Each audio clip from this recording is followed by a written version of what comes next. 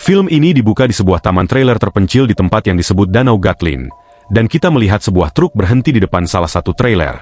Di dalam, sepasang suami istri tua sedang tidur nyenyak, sampai sang istri terbangun oleh suara ketukan keras. Dia dengan hati-hati mendekati pintu dan mengintip keluar, tapi yang dia lihat cuma truk kosong. Lalu, saat dia berbalik, dia melihat seorang gadis bertopeng dollface, dan sosok itu dengan cepat membunuhnya yang tidak diperlihatkan. What are you doing in my house? Gadis itu kemudian pergi ke kamar tidur, dan berbaring di samping pria tua itu, yang masih tertidur.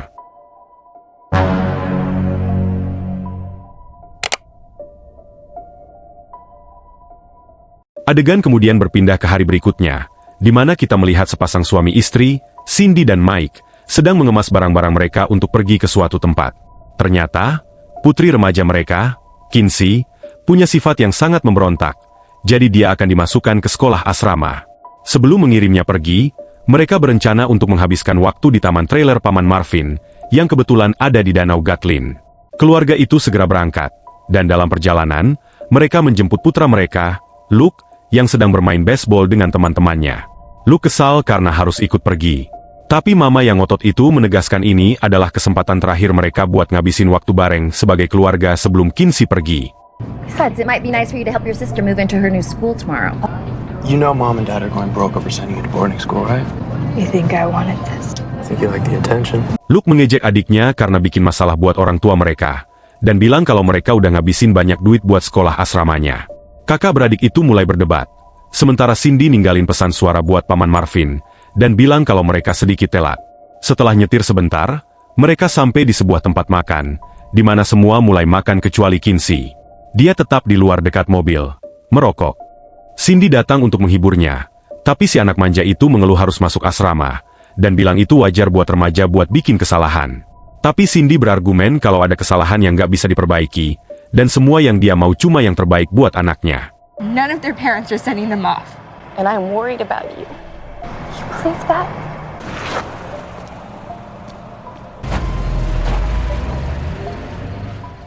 Di adegan berikutnya, keluarga itu sampai di trailer park larut malam.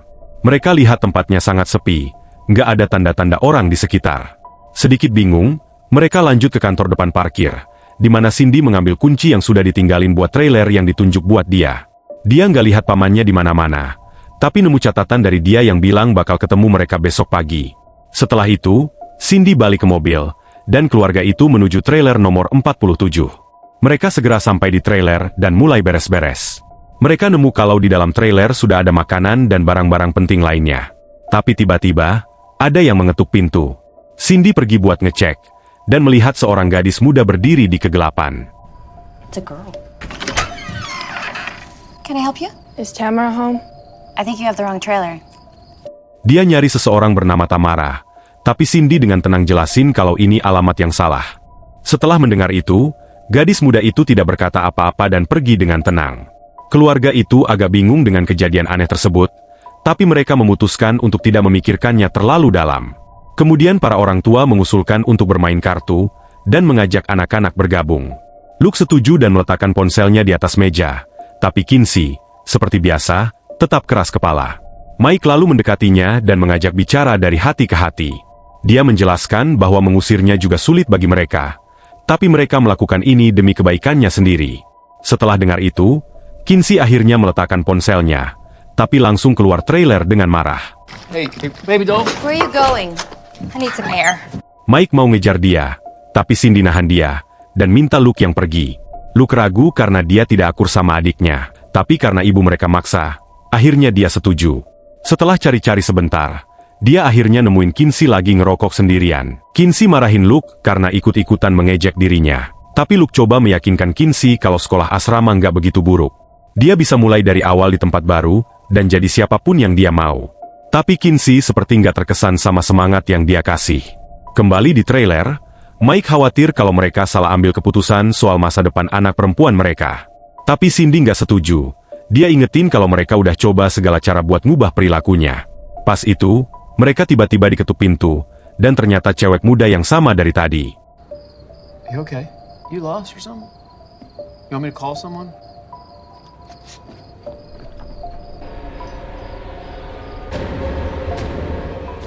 Dia nanya lagi soal Tamara, dan Mike nanya apakah dia baik-baik aja. Tapi cewek itu nggak ngomong sepatah kata pun dan langsung pergi. Ini bikin pasangan itu agak ketakutan, dan mereka mutusin buat nyari anak-anak mereka. Girl weirded me out, hon. Yeah, that was... Luke! Kinsey! Sementara itu, Kinsey dan Luke lagi jalan-jalan di sekitar situ. Terus mereka nemu trailer yang pintunya terbuka. Karena nggak ada kerjaan lain, mereka memutuskan masuk dan iseng-iseng di dalam. Tiba-tiba, mereka dengar suara benturan keras dari kamar tidur. Come on, we should go. Wait. Kedua saudara itu dengan gugup masuk ke dalam, dan lega banget pas tahu itu cuma anjing keluarga. Tapi kemudian, mereka lihat tulisan, "Hello," di seluruh jendela yang ditulis pakai darah. Kinsey juga baru sadar ada sesuatu yang ditutupi kain, dan dengan ngeri mereka nemuin sisa-sisa mutilasi paman dan bibi mereka di bawah kain itu.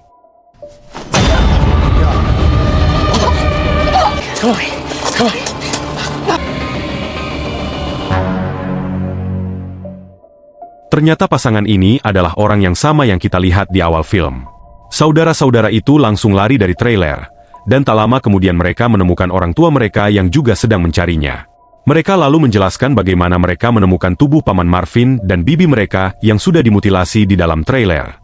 Karena khawatir, Mike menyuruh para gadis untuk kembali ke trailer dan menelepon polisi, sementara dia dan Luke menyelidiki tempat kejadian perkara.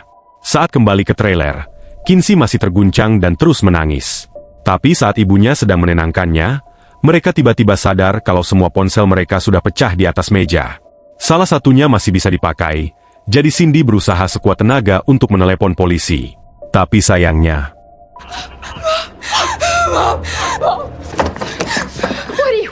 Dollface muncul saat itu juga dan siap membunuh mereka. Ibu dan anak langsung lari ke kamar mandi dan mengunci pintu. Namun, mereka tahu ini cuma masalah waktu sebelum si gila itu masuk paksa. Mereka segera melihat ada jendela sunroof di langit-langit dan memutuskan untuk kabur lewat sana. Mereka berhasil membuka jendela, tapi saat itu Dollface juga sudah merusak pintu. Cindy bereaksi cepat dan mendorong putrinya keluar. Sayangnya, saat giliran Cindy, Dollface datang dan dengan brutal menikam ibu malang itu di perut. Kinsey menyaksikan semuanya terjadi tepat di depan matanya. Beberapa saat kemudian, Cindy meninggal dengan tragis, dan Kinsey tidak punya pilihan selain kabur dari sana. Sementara itu, ayah dan anak tiba di trailer paman Marvin. Mike terkejut melihat tubuh-tubuh yang sudah mutilasi, dan dia langsung ambil telepon rumah buat nelpon polisi, tapi ternyata kabelnya putus. Mike lalu muterin voicemail yang Cindy tinggalkan buat paman Marvin pagi tadi. Ini bikin mereka sadar kalau pembunuhnya pasti dengar pesan itu dan lagi nungguin mereka datang. Tiba-tiba, sebuah batu melayang lewat jendela. What was that? Pas mereka ngeliat keluar, mereka kaget banget lihat seorang pria pakai topeng karung, bawa kapak di tangan. Dua-duanya langsung sembunyi, dan Mike ingat kalau paman Marvin dulu punya senjata. Setelah mencari-cari, dia akhirnya menemukannya di dalam laci dan memuatnya. Lalu dia berteriak ke pria bertopeng, bilang kalau dia punya senjata dan akan menembak dalam 5 detik. Mike mulai menghitung sampai 5, dan saat dia lihat keluar lagi, pria bertopeng itu sudah hilang. Memanfaatkan kesempatan itu, ayah dan anak itu langsung kabur dari trailer. Di adegan lain, Kinsey sampai di depan pagar, tapi kesulitan untuk melewatinya. Dollface terus ngejar dia, memaksa Kinsey untuk lari ke arah yang lain. Di sisi lain, Mike dan Luke kembali ke trailer dan menemukan ponsel mereka hancur serta pintu kamar mandi rusak parah.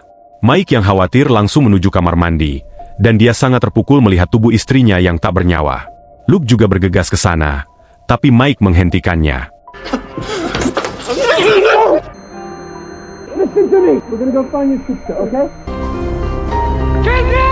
Dia menyemangati anaknya untuk tetap kuat, karena mereka harus mencari Kinsey.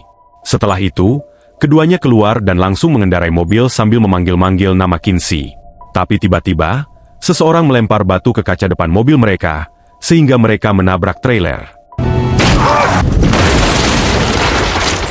Sementara itu, kita lihat Kinsey panik berlari-lari cari pertolongan.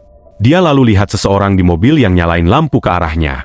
Dia panggil orang itu, tapi ternyata itu pria bertopeng yang mulai ngejar dia. Kinsey yang ketakutan langsung kabur dan nyari perlindungan di dalam terowongan playground. Pas mobilnya sampai di depan terowongan, dia teriak ke si pembunuh supaya ninggalin dia. Tapi tiba-tiba, Muncul pembunuh bertopeng ketiga yang namanya Pin-Up Girl dan bilang kalau mereka baru mulai. But we've just started.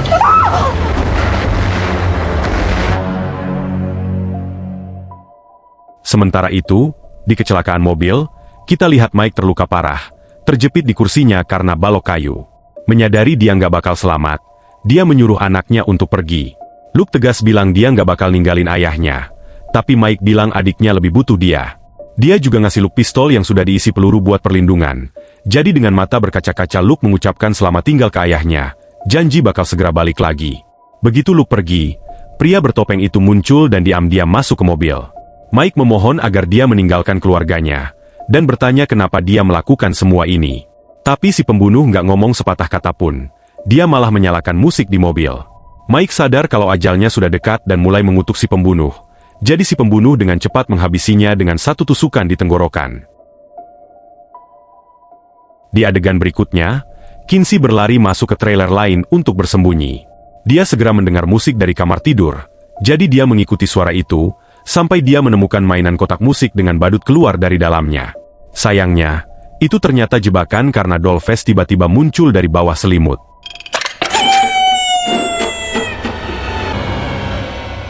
Dia menusuk lengan dan kaki Kinsey tepat saat Luke muncul dan mengarahkan pistol ke arahnya. Orang aneh itu nggak kelihatan takut, malah santai nanya apakah dia bakal nembak dia. Tapi, Luke nggak bisa tega menarik pelatuknya. Kinsey minta pistol itu supaya dia bisa nembak si psikopat. Tapi Luke nolak dan ngajak dia pergi dari situ. Setelah itu, kakak beradik itu nemuin trailer kosong lain, lalu masuk lewat jendela. Luke kemudian merawat luka-luka adiknya, tapi dia malah mengalami gangguan jiwa. Dia merasa bersalah karena nggak bisa nolong mama, tapi Luke bilang itu bukan salah dia. Tapi, momen mereka tiba-tiba berhenti waktu pembunuh itu nabrak truknya ke tembok trailer. Calm down.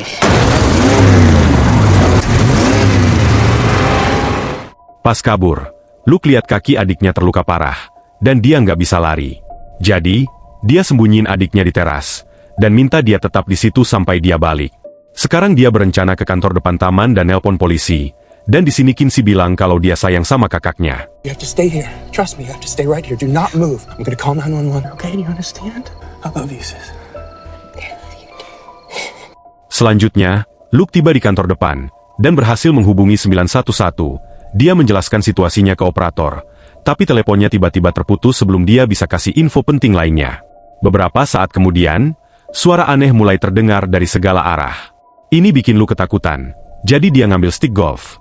Pas banget waktu Pin-Up Girl muncul dari belakang Luke, sementara pria bertopeng mulai mengetuk pintu depan dengan keras. Luke langsung lari lewat pintu belakang, dan sampai di sebuah kolam renang besar. Tiba-tiba, dia dengan mudah menjatuhkan Pin-Up Girl pakai stick golf itu.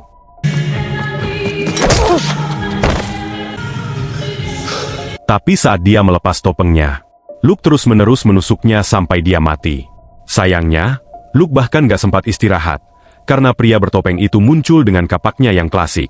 Dia mengayunkan kapaknya ke Luke, membuat keduanya jatuh ke kolam.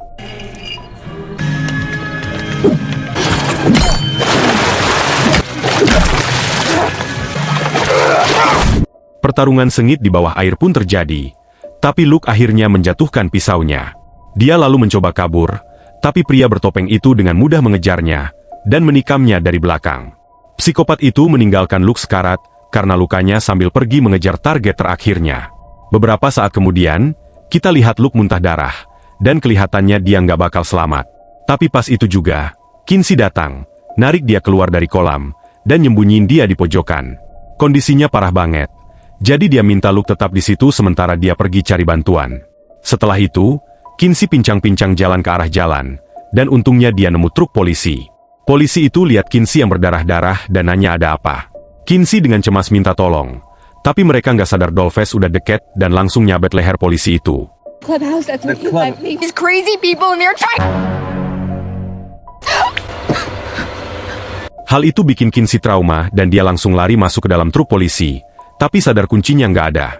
Tiba-tiba, Dollface muncul di luar jendela dan mengejeknya dengan nunjukin kunci itu. Dia lalu memaksa masuk dan mulai menyerang. Tapi untungnya, Kinsey berhasil ngambil shotgun milik petugas dan menembak gadis bertopeng itu.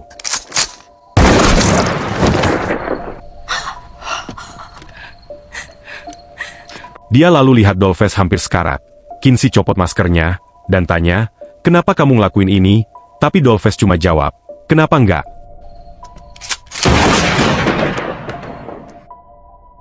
Selanjutnya, dia masuk ke dalam mobil polisi dan memutuskan untuk menjemput saudaranya. Tapi tiba-tiba pria bertopeng menabrak truknya dengan kendaraannya sendiri.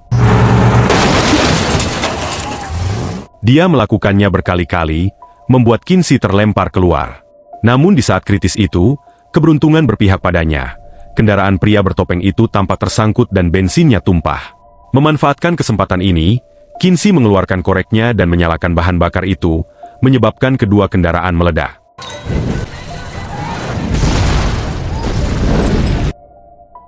Saat itu, dia mengira si pembunuh akhirnya sudah mati. Tapi dengan ngeri, dia mulai mengemudi ke arahnya meskipun mobilnya terbakar. Kinsey yang tak berdaya berlari ke sebuah jembatan kecil dan sempit. Di sana dia ambruk karena lukanya. Tak lama setelah itu, pria bertopeng keluar dari truknya, membawa kapah. Sebagian besar tubuhnya terbakar, dan sepotong kaca besar menancap di perutnya. Entah bagaimana dia berhasil mencabut kacanya, tapi segera pingsan karena lukanya. Setelah itu, Kinsey berjalan ke jalan raya utama dan berhasil memberhentikan sebuah kendaraan. Seorang wanita bertanya ada apa. Tapi dia langsung balik ke kendaraan, karena ternyata pria bertopeng itu muncul lagi. Wait. Kinsey cepat-cepat naik ke belakang truk, sementara pria bertopeng itu juga loncat masuk. Untungnya, Kinsey nemu tongkat baseball, yang dia pakai buat ngebentur kepala pria itu. Ini bikin dia jatuh dari truk, dan kelihatan kayaknya dia udah mati.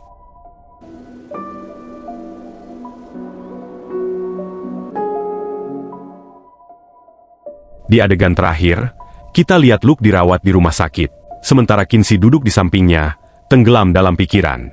Kengerian malam sebelumnya bakal terus ngasih trauma buat dia sepanjang hidupnya. Tapi setidaknya mereka berhasil melewatinya. Tapi sebelum filmnya selesai, dia dengar suara aneh dari luar kamar. Terus ada ketukan di pintu.